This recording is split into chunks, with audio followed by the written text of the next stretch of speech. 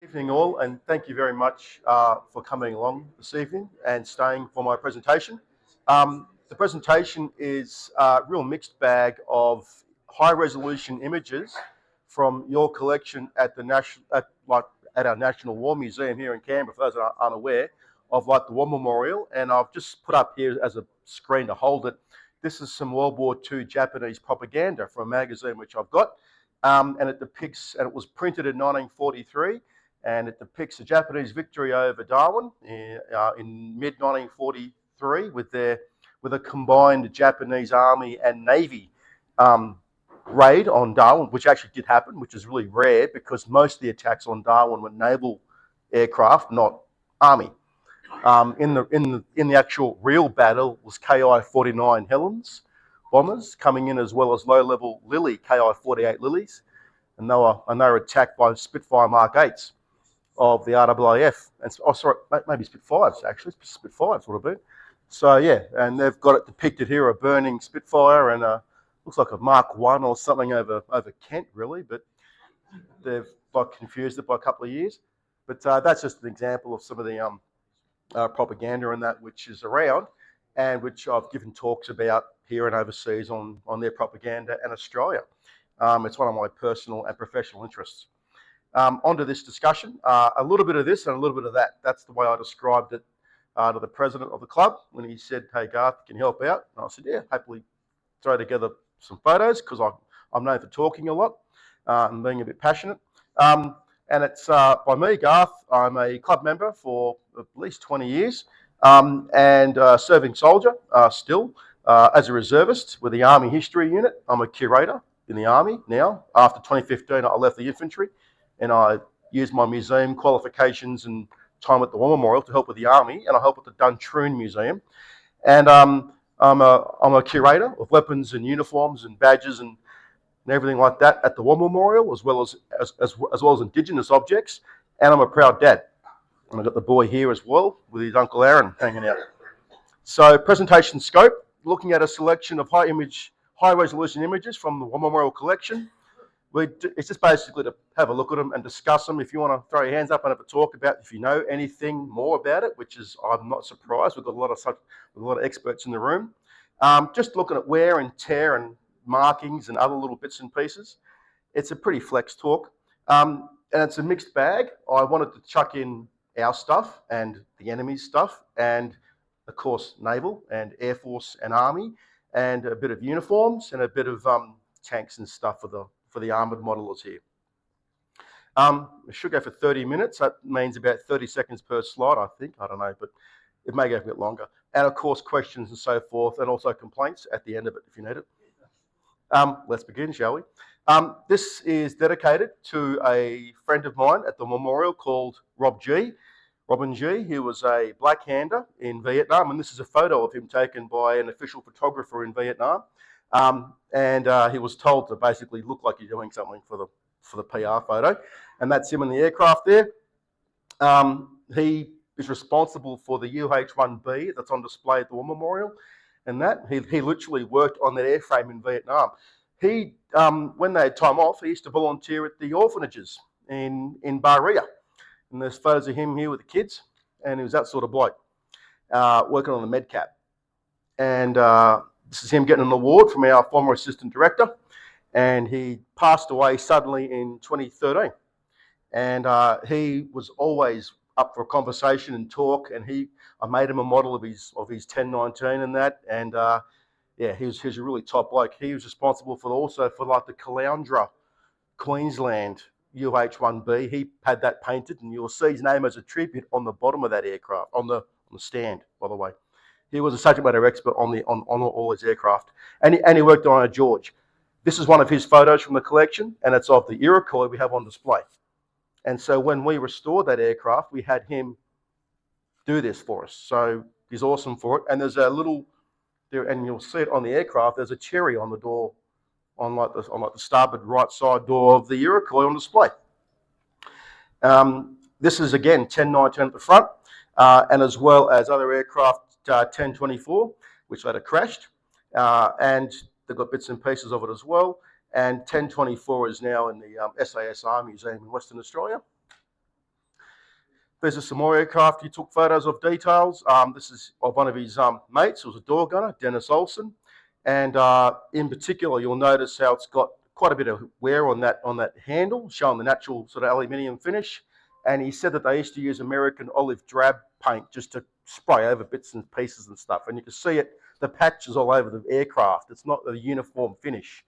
And he said to me the green colour they painted the Iroquois originally was the one that matched the Caribou. And you can see, for example, on like the gun mount for the M60, it's American olive drab paint just sprayed on it as well. And notice the Owen guns put behind the pilot seats. So I've put a little one there, so you can see the stock on the on that, and there's some ammo liners as well in front. But this is a very early Model B Iroquois, which we've got at the memorial. He took some pretty cool photos and used to tell me some cool worries about these American Chinook gunships.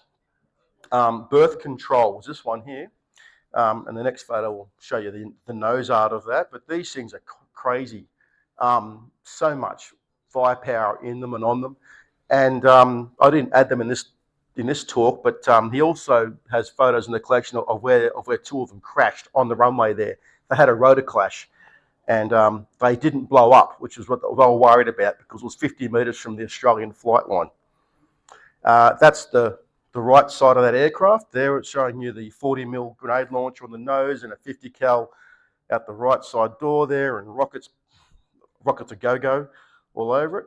And you see here it's and the aircraft were also tagged by the Aussies there. So they used to paint, of course, red kangaroos on them and everything like that as a good tradition.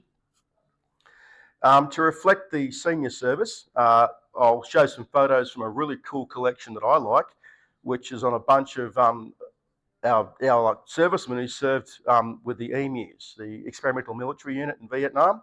So it's a half US Navy, US Army, half Australian Navy unit, and their motto was "Get the bloody job done." And this is a photo of them. It's for me, it's quite weird seeing sailors all dressed up in greens, you know. But of course, it makes sense because they're going to be flying operations against the North Vietnamese and the Viet Cong. And you see them here, black berets, the whole thing. It looks really cool. Some of their flying gear they were wearing as well, I thought was interesting for the uniforms. And these guys flew with like the American doctrine, which is a bit different to the Australian doctrine of flying. So they're in there running and gunning, doing the whole thing low level, and they deservedly got a lot of medals for their service off both the United States Army and off the Australian Defence Force. This is a pilot. I just get freaked out by seeing a pilot with full beards in their aircraft. It's pretty cool, and he's got his body armor on and so forth. So this is, and this man here is one of the guys who took a lot of photographs in this series. And of course, I couldn't show you all 80 images. So I tried to pick a couple to highlight a bit of the uniforms, a bit of the equipment, and so forth. This one's really interesting for me because it's got the local ARVN guys. The reason why we're in the whole war was to fight with these guys, and you don't see enough of them. And to me, in Vietnam model shows and stuff, it tends to be obviously more American and Australian stuff, but the ARVN guys, the Army of the Republic of Vietnam, that's a bunch of them guys with an Australian pilot in an American aircraft about to go and attack the North Vietnamese. And yeah, the wear and tear on this aircraft, natural metals getting all through there on one of the on the side of the fuselage there, and looks like a 77 set radio set on the back of that bloke there. Ugh. Now, this is one of the aircraft that we've got in the collection from this photos, and I zoomed in a bit and I could read it says the Spanish Fly on the port door, and that's always like a combined US Army and Australian Navy aircrew on these, both in the front and the back, but the aircraft are entirely US Army marked. If you want to see one of these aircraft, if you go to the Nowra Naval Aviation Museum, they've got a real fair income Iroquois from this unit in their museum. So you just have to go to the coast to see a real emu, which is really cool because we haven't got an emu at the War Memorial.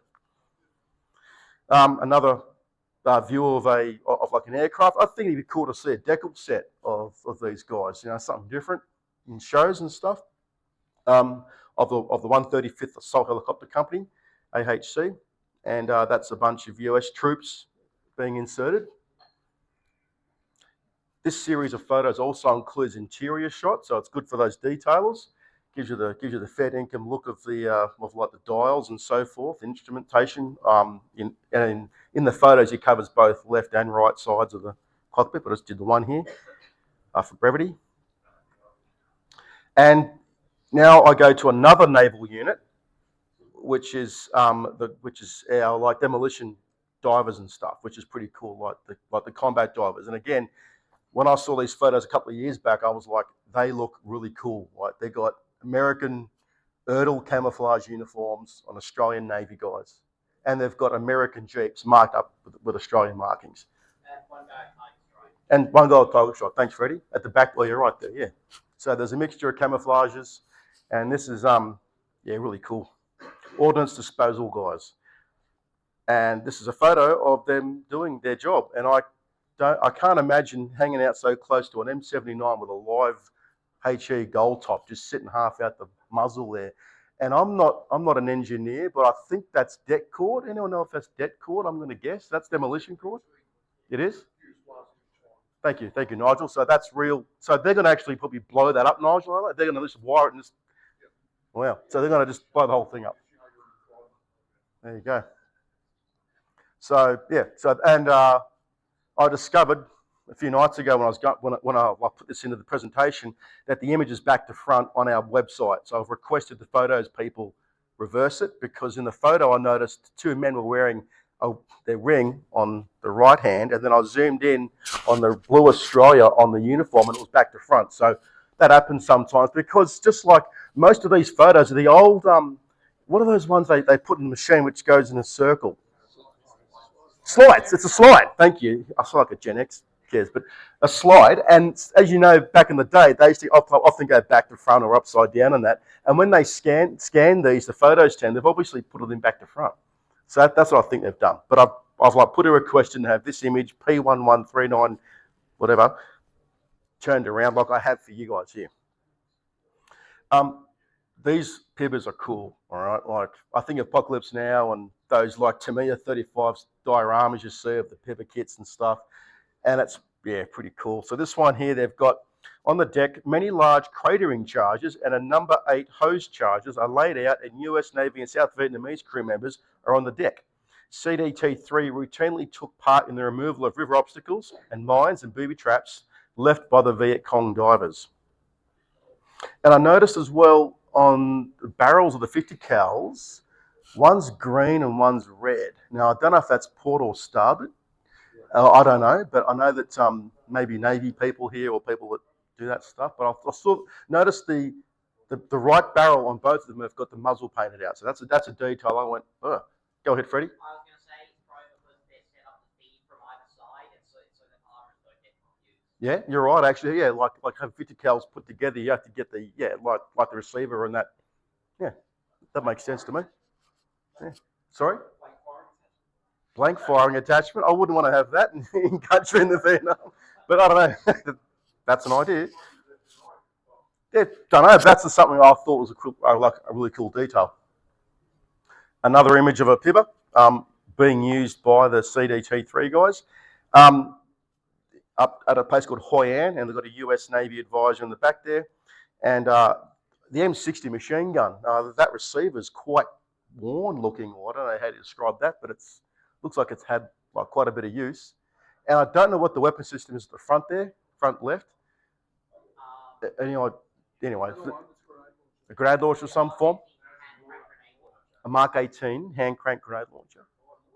Not sure, because that's the sort of detail which I can tell the photos people to then add into the captions and stuff. Are you saying up on the shield?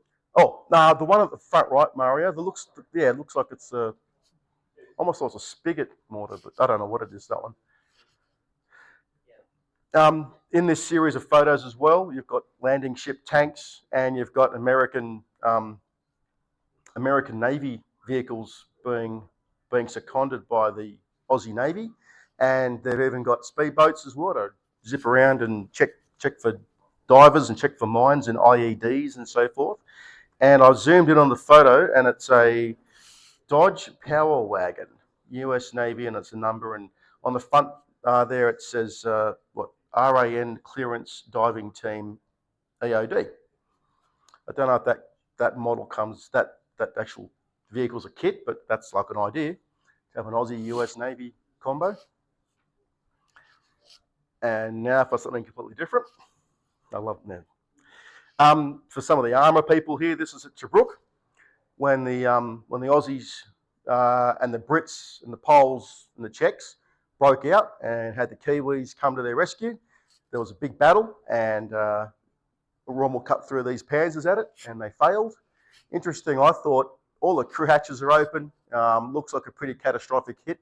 You got major parts of the drive all over the place and track, and the other vehicle behind its turrets facing to the right, and I can't really make sense of what happened in this engagement. I think there was a penetration mark on the vehicle, but other photos in the collection do have quite a lot of detail from this series, which includes a lot of, which I haven't included, but of dead German crew, half out of vehicle hatches and stuff. It's pretty full on. Italian armoured fighting vehicles, M1340s. This is, of course, a kit which you see often around, and they often paint it as a yellow tank with a white kangaroo, but part of me thinks, I don't think that vehicle's sand coloured. It looks like it's a green or grey. Yeah, Italian grey. Italian green, thank you, Mike. Because it really contrasts with the white kangaroo on it, I thought. So next time if I want to do that kit, I think I'll do it as an Italian green vehicle with a white kangaroo, not the way you often see it depicted. And if you don't know, where we got the idea for that was off the 1 penny coins that we used to have. And funnily enough, when 456 Squadron Royal Australian Air Force went from Williamtown to Britain in 1941, the armourers had, they used to spray paint on their kit bags the red kangaroo, and that then transferred to the Mosquitoes, which then become the RAAF's markings today after 56. So that coin's a pretty important coin for the RAAF's aircraft markings and also for the Australian Army and Navy. Next one for the Kubelwagen lovers. That's like a pretty cool Kubelwagen, I thought, with standard tyres, no those real cool balloon puffed out tyres you see often on like Africa Corps vehicles. The hat at the rakish tilt, and a bunch of recovery unit guys driving around, hooning around with the doors off. And the looks like natural grey paint on the inside of the vehicle, with the outside being dark yellow or whatever. You can see a bit of it's been masked off above the right wheel. It has the tyre pressure number there. Another vehicle from Tobruk, apparently a Panzer III Ost G medium tank, which was destroyed a few months earlier, and they've gone up for a bit of inspection. This photo's been published quite a bit in post-war magazines and so forth of the 2nd 17th Battalion. They're the guys that had the first Victoria Cross of the war. Jack Edmondson, VC, a farmer from Liverpool. His Victoria Cross is on display, and we've got the machine gun that he actually captured and was killed by, which is an MG34. To cover the whole gamut of all the King's enemies that we fought, I've thrown in some Japanese tanks as well, since some of our guys come back from Penang recently. This is down the road, and it's a Type 95 Hargo tank. It's on fire. You can see fire under the bottom right of the vehicle and at the back left of the vehicle, and a major oil leak happening as well. That's the Forta, and the that yellow three-pronged figure is the emblem for the 14th Tank Regiment. And this was the Gatunda tank platoon who were wiped out, all 9 tanks, 6 by 1 crew. Sergeant Parsons, Distinguished Conduct Medal, and another one, a gun further back, took out 3. If you go to this road now, it's entirely different. Up until about 4 years ago, it looked the same. The road hadn't changed. But now IKEA bought out the jungle on either side and have wiped it out, and now it's an industrial level trees being planted for IKEA. But this is the Buckley Parrot Salong Road. I threw in another vehicle, of course. This one's from Tobruk, but also from our chaps, from the British Royal Tank Regiment. A Cruiser Mark 4A, and her name's Amy. And this is one of our high-resolution images taken by an official Australian photographer in the collection. A lot of these are on our website, but deliberately lower resolution, so we don't get people stealing it and then making shirts on Etsy and whatever else. You can buy the license to get these, whatever, the images and so forth, if you really wanted to, for movies and documentaries and so forth. This one I forgot to get high res, sorry, but this is a Crusader tank. I meant to get this one high res. That's why it's off our website. But that one's the 9th Division Cav Regiment. A lot of folks don't realise that the 9th Division actually had Stuart tanks and these Cruiser 1s and 2s, just all hand-me-downs from British tank regiments. They weren't in the best condition. But they did take part in fighting, and in fact, the 9th Division Cav were part of the vanguard of the 9th Division at one point, and the whole 8th Army up around Alamein. This one's high res. This one's the back of another Crusader tank of the 9th Division Cavalry, and the caption is quite vague. It just says Command Tank 9th Australian Division Cav Regiment, hull down, waiting behind a sandy ridge. Next photo, though, I've zoomed in, and you see the Besser gun has had a bit of a blat. That's a long bit of like the link. What do you call it? I call it link now, but the old link, yeah. But he's had a crack at something, and he's just leaning out of it. You see the ammo liners in the back of the vehicle and so forth, really cool details, but I can't see many markings though. There is a number on the vehicle, I think, about there maybe, on there, but yeah. Next one to cover the Army again is the Australian Army Flying Corps. This is number 1 Squadron in Palestine in February 1918. And it's a real colour photo, which is really cool. Frank Hurley took a bunch of these photographs using a colour Paget plate, and there's a whole series of photos he's got in the National Collection. And I thought I'd chuck this one in, and another one of 2 other biffs of 1 Squadron, again in Palestine. The first one, the front one is pretty cool. I've seen decals for it, but never made it myself, and that's this half white, half black looking one in the front there. And I like the detail of like the ground crew and like the hangars and stuff. To cover the whole gamut of like all the King's enemies, I put in the Vichy French. This is a series of photos taken, which only come in about 4 or 5 years ago from the estate of Les Jackson, who was an Australian fighter pilot in World War II, 3 Squadron in the desert, and he's got a photograph collection which he took of. He's like almost think he was a modeler, the way he took photos of different angles of aircraft, not just one angle.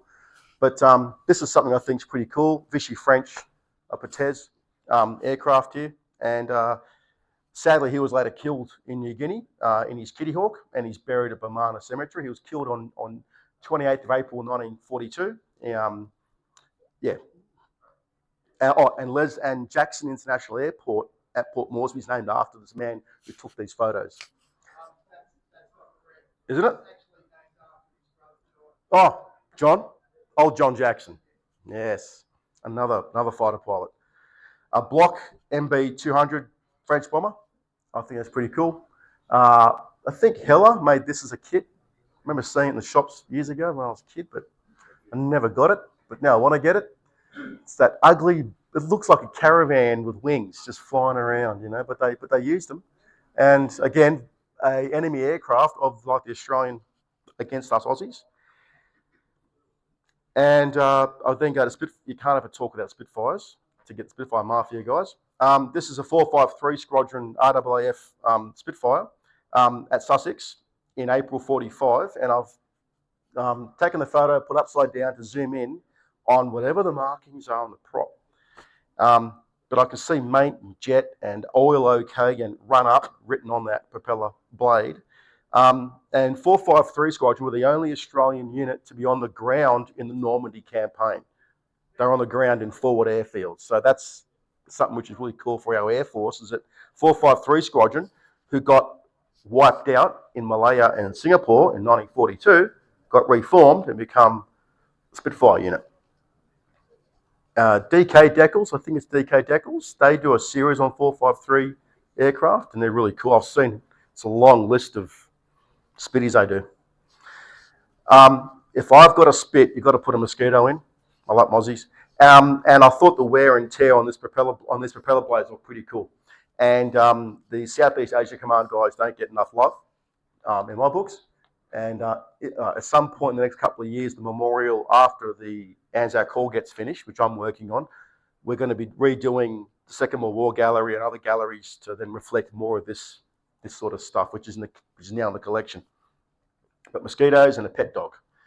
Beaufort's to cover the home team, RAAF. Higgins Field, which is possible. We aren't sure this photo is taken at Higgins or at Horn Island, but you've got a 7 Squadron Beaufort called Jake. Oh, sorry. Yeah, sorry. They shot a Jake down over Northern Australia. Quite a few Japanese float planes were shot down by Beauforts. It's a sort of air battle you wouldn't expect probably over Australia, but it happened. And I thought the wear out on the leading edges and on the front of the propeller of like the cowlings, yeah, pretty cool. This is a Beaufort bomber which is in the collection at Mitchell. This aircraft in the photo, that's why I chose it. And you see a bunch of the boys around it and that. Mr. Fowler was the pilot of this aircraft. His brother was a volunteer at the memorial for decades. Like Derek Fowler was a memorial volunteer and late brother of Harry Fowler, because this crew were killed after they changed aircraft and that. And the detail I thought was pretty cool on the roundel. It's not very clean around that thing, and it's roughly applied squadron code. So it ain't all beautiful, nice, and neat. And also that wear under the on like the lower half of the fuselage sort of reminds me of like looks like it's been pre-shaded, like what I think pre-shading guys do with their stuff. This one here's a Boston bomber, and you can see the clearly marked out United States Army Air Corps markings behind the RAAF marking, which I thought was pretty cool. And what I like about it is that you can clearly see the aircraft code A2828 and that roughly applied markings on it. Another RAAF aircraft in the Southwest Pacific Theatre, and that's a Kitty Hawk called Marguerite II. This one's pretty cool because it's carrying Japanese bombs. And we've got a range of photos in the collection of RAAF aircraft carrying Japanese bombs.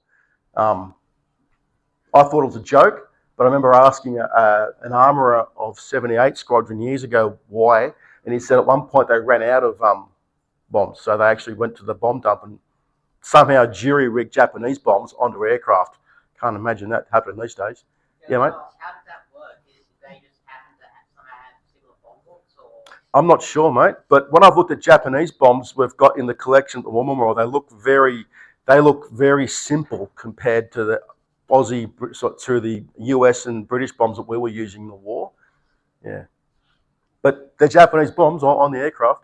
A week to the day after this photo was taken, this aircraft crashed into another Kitty Hawk, killing both the pilots, sadly.